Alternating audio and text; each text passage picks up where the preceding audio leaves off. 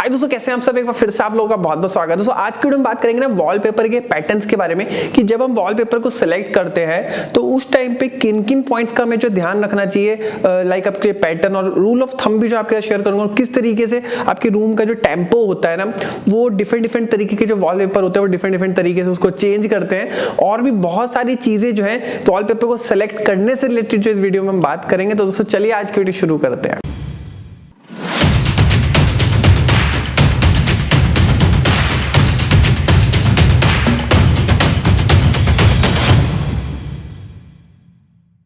तो वॉलपेपर ना बिल्कुल आपके पेंट की तरह ही होता है। ये आपके मूड को क्रिएट करता है, एक विजुअल इफेक्ट जो है आपके रूम्स में क्रिएट करता है। और जो पेंट और वॉलपेपर में क्या क्या डिफरेंस होते हैं इसके ऊपर भी मैंने ऑलरेडी डिटेल्ड वीडियो बना रखी है, नहीं देखिए तो लिंक आपको नीचे मिल जाएगा। देखिए वॉलपेपर ना किसी भी वॉल को स्ट्रक्चर करने के काम आता है, एज अ ऑप्टिकल और फिजिकली दोनों। मतलब उस पर जो भी हम पैटर्न वॉल पर क्रिएट करते हैं तो वो जो है हमें विजुअली भी दिखते हैं, और जब हम उसे टच करते हैं तो वो पैटर्न हमें फील भी होते हैं। और जब हम वॉलपेपर्स को वॉल पे लगाते हैं ना तो ये हमारी आईज को फूल बनाते हैं कि आईज को लगता है कि वहां पर हमने कोई फैब्रिक का यूज कर रखा है। और बहुत सारे डिफरेंट टाइप के टेक्सचर भी जो है आपको वॉलपेपर्स में मिल जाएंगे, जिसका कि अगर आप वॉल पे यूज करते हैं तो आप टच करके उसकी जो सरफेस है ना उसको भी डिफरेंशिएट और डिफरेंट तरीके से उसको फील कर सकते हैं। तो जल्दी से हम बात कर लेते हैं रूल ऑफ थंब के बारे में कि जब हम वॉलपेपर का सिलेक्शन करते हैं तो उसमें डिफरेंट टाइप के जो पैटर्न्स हमें दिखते हैं ना, तो वो पैटर्न्स का सिलेक्शन हमें पर्टिकुलर किस तरीके से करना चाहिए। तो देखिए अगर आपके रूम का साइज छोटा है तो आप छोटे पैटर्न का यूज कर सकते हैं, अगर आपके रूम का साइज अगर बड़ा है तो वहां पर आप बड़े पैटर्न्स का यूज कर सकते हैं। और इसी के साथ ना एक पॉइंट मैं आपको और बताता हूं कि जो आपके छोटे छोटे पैटर्न वाले जो वॉलपेपर होते हैं, मान लिया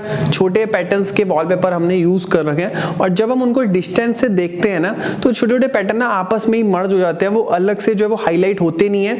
तो इससे क्या है कि उसके आगे की साइड में जो भी फर्नीचर पड़ा हुआ है तो वो फर्नीचर जो वो हाईलाइट होता है, वो जो पैटर्न है वॉलपेपर का वो इतना हाईलाइट नहीं होता। और इसके अगर हम अपोजिट आए, जो आपके बड़े बड़े पैटर्न्स के जो वॉलपेपर होते हैं, तो जो बड़े बड़े पैटर्न होते हैं उनको जब हम डिस्टेंस से देखते हैं तो वो अलग से जो है एक्चुअल में हाईलाइट होते हैं। तो उस कंडीशन में हम कह सकते हैं कि उसके आगे जो फर्नीचर अगर हमने रखा हुआ है तो उसमें जो है एक बहुत ज्यादा जो क्लटर जो है वो क्रिएट कर सकता है। तो ये भी एक पॉइंट है जिसका कि आपको ध्यान रखना चाहिए। तो बेसिकली अगर आप बड़े बड़े पैटर्न्स के वाले वॉलपेपर का यूज करते हैं ना तो आपको जो फर्नीचर है उसके साथ किस तरीके से उसका कॉम्बिनेशन को क्रिएट करते हैं और ऑर्डर और बैलेंस को क्रिएट करते हैं, तो ये जो है फिर एक चैलेंज आ जाता है। तो ये चीज का जो आपको ध्यान रखना चाहिए, अगर आप सेफ प्ले करना चाहते हैं और आप फर्नीचर्स को ज्यादा हाईलाइट करवाना चाहते हैं तो आप स्मॉलर पैटर्न्स के साथ प्ले कर सकते हैं, क्योंकि दूर से देखने में ये अलग से नहीं ज्यादा हाईलाइट होते, आपस में ही मर्ज हो जाते हैं। तो क्वेश्चन ये उठता है कि किसी व्यक्ति को बड़े बड़े पैटर्न्स यूज करने हैं और बड़े बड़े पैटर्न्स वो यूज करना चाहते हैं, लेकिन वो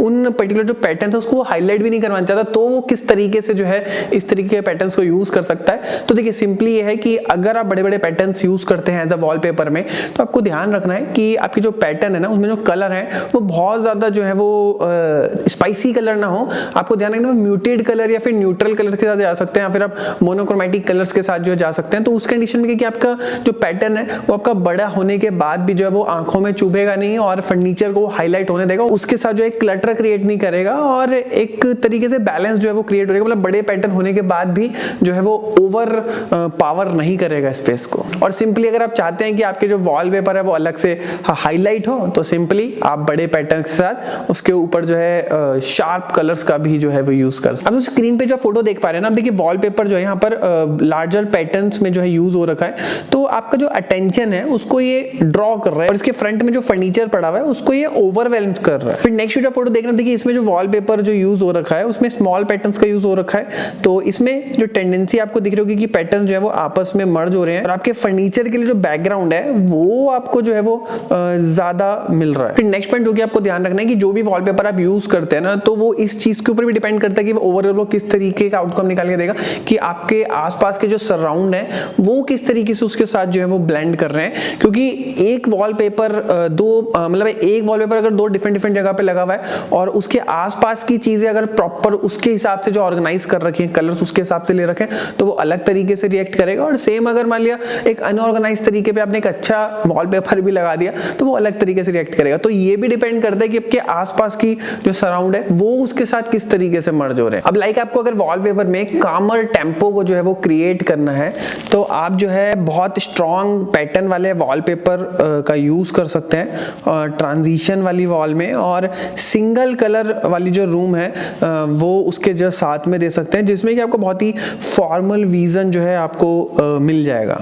और दूसरी तरफ आप जब बोल्ड क्लैशेस भी करवा सकते हैं, तो इसमें क्या है कि आप बहुत ही लाउड पैटर्न वाले वॉलपेपर का यूज कर सकते हैं और उसको जो है अनदर रूम जो है उसके साथ में रूम है वहां पर भी जो है कंटिन्यू कर सकते हैं। तो देखो ओवरऑल जो है ये डिफरेंट टेस्ट के ऊपर भी जो है वो डिपेंड करता है कि किस तरीके से हम जो उसको ले रहे हैं। और नेक्स्ट टिप आप लोगों के लिए ये है कि जब आप वॉलपेपर का सिलेक्शन करते हैं ना, तो सबसे पहली चीज हम देखते हैं कि कौन से कलर का वॉलपेपर लगाना है, जो कि बहुत ही गलत चीज है। सबसे पहले आपको जो फोकस करना है वो पैटर्न के ऊपर फोकस करना है। पैटर्न के ऊपर एक्चुअली हम में से कोई भी जो है वो ध्यान नहीं देता, सिर्फ और सिर्फ हम कलर्स को ही हम जो है ज्यादा इंपॉर्टेंस देते हैं। तो सबसे पहले पैटर्न है, फिर सेकंड जो है आपका कलर के ऊपर है। और कलर के बारे में अगर हम बात करें तो मोनोक्रोमैटिक जो है वो स्कीम में अगर आप जाते हैं तो सबसे सेफेस्ट स्कीम। फिर दोस्तों अगर हम रूम के बारे में बात करें ना, बहुत सारे लोग क्या करते हैं कि रूम्स की चारों वॉल्स पे जब कुछ समझ नहीं आता तो चारों वॉल्स पे वॉलपेपर लगा देते हैं। आपको कोई गलती नहीं करनी, आपको ज्यादा एक आधी वॉल पे ही आपको वॉलपेपर का यूज करना है।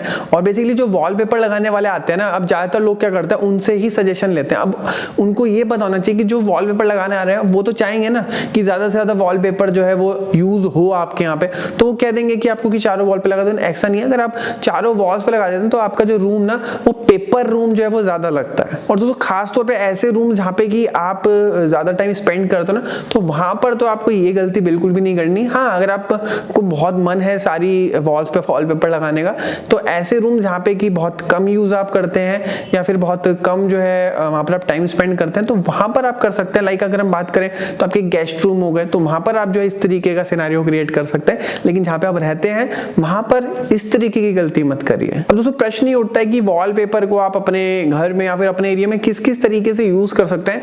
तो इसको जनरली आप एज अ फीचर वॉल, मतलब एक वॉल है आपको फीचर वॉल क्रिएट करनी, तो वहां पर आप वॉलपेपर यूज कर सकते हैं। फिर एज अ बॉर्डर की फॉर्म में अगर हम बात करें, एक वॉल है तो आप जो उसको बीच से जो स्प्लिट कर दीजिए, अपर पार्ट में थोड़ा सा डिफरेंट और नीचे वाले पार्ट में थोड़ा सा डिफरेंट वॉलपेपर के साथ यूज कर सकते हैं। और थर्ड आपकी जैसे मान लिया हम बात करें आपके वॉल पैनलिंग हो गई, तो वहां पर आप इसका यूज कर सकते हैं। या फिर समटाइम्स आप टीवी पैनल के ऊपर भी जो है आप इसका जो है वो यूज कर सकते हैं। तो इस तरीके डिफरेंट जगहों पे जो है आप वॉलपेपर्स का यूज कर सकते हैं। और वॉलपेपर को यूज करने से पहले आपको विजुअल इफेक्ट्स के बारे में भी जो आपको ध्यान रखना चाहिए, क्योंकि वॉलपेपर का पैटर्न जो है वो इस चीज के ऊपर डिपेंड करते हैं कि आप किसी भी स्पेस को, एक छोटे स्पेस को आप बड़ा फील करवा सकते हैं और बड़े स्पेस को छोटा फील करवा सकते हैं। तो आपको वो जो सारे पॉइंट्स हैं वो ऑलरेडी मैंने जो है इसके ऊपर जो है डिटेल्ड वीडियो जो है क्रिएट कर रखी थी, तो उसका लिंक भी मैं आपको नीचे डिस्क्रिप्शन बॉक्स में दे दूंगा, वहां पर जाकर के भी देख सकते हैं, जिस वीडियो का नाम है मैजिक ट्रिक्स विद लाइंस। तो कुछ टिप्स मैं आप लोगों के साथ शेयर करता हूं। अगर आप पैटर्न वॉलपेपर या फिर वॉलपेपर का यूज करना चाहते हैं, एग्जिस्टिंग वहां पर रग भी पड़ा हुआ है, फर्नीचर भी पड़ा हुआ है, तो किन किन चीजों का ध्यान में रखते हुए आप जो है एक अच्छे तरीके से वॉलपेपर का सिलेक्शन करके वहां पर यूज कर सकते हैं। अब दोस्तों ये स्क्रीन पे फोटो में देख रहे हैं ना, देखिए यहाँ पर अगर आपको वॉलपेपर का लिटिल इफेक्ट क्रिएट करना है, तो आप जो स्मॉलेस्ट वॉल पे जो है वॉलपेपर को करके लिटिल इफेक्ट को जो है वो क्रिएट कर सकते हैं। देन फिर ये जो नेक्स्ट फोटो देख रहे हैं, अगर आपको बिग इफेक्ट को क्रिएट करना है तो आप लार्जेस्ट वॉल के ऊपर जो है वॉलपेपर का यूज कर सकते हैं, जो कि एक फर्स्ट इंप्रेशन पड़ेगा, तो एक बिग इफेक्ट जो है वो क्रिएट होगा। देन फिर दोस्तों ये जो आप नेक्स्ट फोटो देख रहे हैं, अब इस फोटो में अगर आप इस तरीके से वॉलपेपर का यूज करते हैं इस रूम में, तो एक कंट्रास्टिंग इफेक्ट जो है वो क्रिएट होगा आपकी डोर और वॉल के ऊपर। फिर दोस्तों नेक्स्ट जो फोटो देख रहे हैं, अब इसमें जो वॉलपेपर है वो आपकी वॉल और डोर दोनों के ऊपर यूज हो रखा है, तो इसमें जो इफेक्ट यूज हो रहा है ना वो आपका कैमोफ्लेज जो है वो डोर हो रखा है, तो इस तरीके का इफेक्ट जो यहाँ पर आपको दिखेगा। देन फिर जो हम नेक्स्ट फोटो देख रहे हैं, तो अब इसमें देखिए कि वॉल के ऊपर आपका वॉलपेपर लग गया और डोर के ऊपर लग गया, तो ये जो इफेक्ट है ये आपका एसेंचुएट करेगा डोर को। और दोस्तों नेक्स्ट जो टिप है ना, उसमें आपको ध्यान रखने का वॉलपेपर और जो भी उसके सराउंड का जो फैब्रिक है उसको आपस में आप जो है कंबाइन करके देख सकते हैं। तो ये एक पॉइंट है जिसका आप ध्यान रख सकते हैं। तो इन दोनों को आप किस तरीके से कंबाइन कर सकते हैं, तो इसको ना 3 कैटेगरी में जो हमने डिवाइड करा है। तो सबसे पहले आप ऑर्गेनिक पैटर्न्स जैसे कि आपका लीवी पैटर्न्स हो गए, आपका स्वीपिंग पैटर्न्स हो गए, इसका यूज कर सकते हैं। या फिर आप ज्योमेट्रिकल पैटर्न्स का यूज कर सकते हो, जो कि एक फॉर्मल और एक ऑस्टर पैटर्न्स जो है वो इसके अंदर आते हैं। या फिर एक सिंगल कलर जिसको हम बोलते हैं कि बैलेंसिंग ब्लॉक ऑफ कलर हम बोलते हैं, तो सिंगल कलर में भी जो है आप सिंगल कलर करके भी जो इन दोनों को जो है वो कंबाइन कर सकते हो। तो ये 3 ऐसे मेथड है जिसका यूज करके आप इन दोनों को जो है वो आपका वॉलपेपर और उसके सराउंड का फैब्रिक उन दोनों को कंबाइन कर सकते हैं।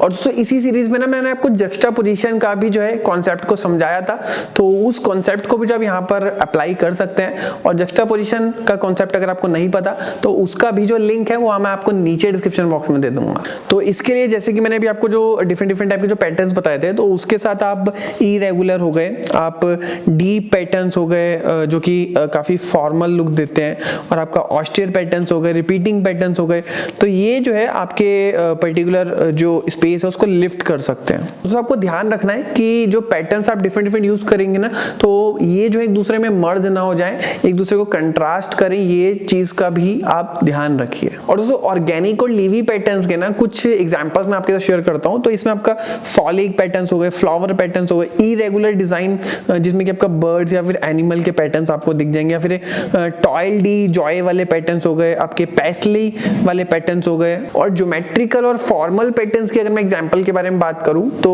आपके geometrical shapes like triangular shape, square, rectangular, इस तरीके की शेप्स हो गई, आपकी स्ट्रिप्स हो गई, ये भी फॉर्मल की कैटेगरी में आती है, फॉर्मल पैटर्न है। फिर चेक्स हो गए, आपके हाउंड्स टूथ हो गए। तो बेसिकली ये जितने भी पैटर्न्स हैं ये आपके फॉर्मल पैटर्न्स की कैटेगरी में आते हैं। और फिर आप जितने भी डिफरेंट टाइप के पैटर्न्स में से किसी भी पैटर्न को आप सिलेक्ट करेंगे तो सबसे इंपॉर्टेंट आपको ध्यान रखना है कि उसका क्या साइज रहने वाला है, इसके बारे में ऑलरेडी हमने बात कर ली है। और क्योंकि जितने भी डिफरेंट टाइप के जो पैटर्न होते हैं उनका जो रिदम है वो सेम नहीं होता। और रिदम क्या होता है, तो बेसिकली ये डिजाइन प्रिंसिपल का एक पार्ट है, और डिजाइन प्रिंसिपल को अगर आप डिटेल में जानना चाहते हैं तो उसके ऊपर भी मैंने जो है डिटेल वीडियो बना रखी है, जिसका लिंक मैं आपको नीचे डिस्क्रिप्शन बॉक्स में दे दूंगा। और दोस्तों वॉलपेपर की सबसे अच्छी खास बात यह है कि आपको इनकी कैटलॉग्स मिल जाती हैं। आप जो है जो इसकी डिजिटल कैटलॉग होती है उसके ऊपर बिल्कुल भी बिलीव मत करिएगा। इसका जो हार्ड वर्जन होता है ना कैटलॉग का, आप उसको लेकर के आइए अपने घर में और देखिए कि किस तरीके से वो आपकी जो पर्टिकुलर जो आपका स्पेस है वहां पर जो लाइटिंग इफेक्ट किस तरीके से क्रिएट हो रहा है और वहां पर वो किस तरीके से रिएक्ट कर रही है। तो इसको भी एनालाइज करना बहुत ज्यादा जरूरी है, जिसके बारे में भी हमने ऑलरेडी बात कर रखी थी। और जो बहुत सारी छोटी-छोटी इंफॉर्मेटिव वीडियोस होती है जो मैं इंस्टाग्राम पे डालता हूं, तो वहां पर जाकर भी फॉलो कर सकते हैं। तो आज की वीडियो में इतना ही। वीडियो अच्छी लगे तो वीडियो को लाइक जरूर कर दिया करो, इससे मुझे मोटिवेशन मिलता है। और इस सीरीज को हम आगे कंटिन्यू करें या ना करें ये भी मुझे नीचे कमेंट बॉक्स में बताइए। मिलते हैं नेक्स्ट की वीडियो में, तब तक के लिए जय हिंद, वंदे मातरम।